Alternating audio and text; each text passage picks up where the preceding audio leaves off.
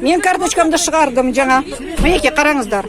Мінеке шовинист. Пройдите, пожалуйста, Жүргізуші, нацист па, понаехавший ма, фашист па, Қазақстанда қазақ тілін болдырмайтын. Мінеке, мен карточкамды жаңа алдым, маған 40 теңге ғана төлеуге. Маған айтып жатыр. На 3 языках, бәленбай, түгіленбай. Полицияны шақырам деді, полицияны шақырмады, мен шақырдым. Мінеке қараңыздар. Оларды кім қолдап отыр? Оларды қолдап отырған, оныңке осындай шовинистарды, қыл саналы қазақтар, неке өздеріңіз көрдіңіздер ғой жаңа. Неке көрдіңіздер ғой, жаңа түсіріп алдым. Вот бүкіл Қазақстан қараңыздар.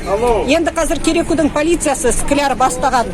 Тоқтата ма, жоқ па, әлде Скляр әдеттегідей полицияны жібермей ма, тек қана орыс тілін қорғап. Байхановтың қол астында істейді ғой бізде мінеке полиция, сатқындық жасап отырған қазақ тілін жолатпайтын. Мінеке неме болып жатырмыз біз Қазақстанда. Кереку қаласы мынау Байханов неткен басқарған. Скляр бізге ішкі істер департаментінің басшысы.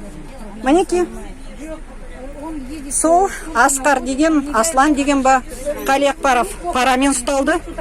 Өйткені 10 жылдан астам от осы компаниялар одни и те же дейді ғой, ұтып алады. 10 жылдан астам. Ол өйткені пара алып олар ұтады.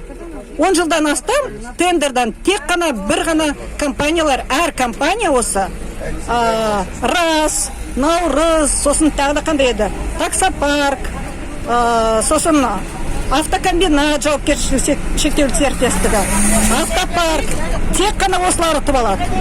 Ал оларға бәрібір, олар мемлекеттің тілін, ұлттың тілін, мінеке Байхановтан бастап, әкімдер, қаланың әкімдері, түкіші, от осылай сатып атыр. Ұлттық мүддені, қазақ тілін.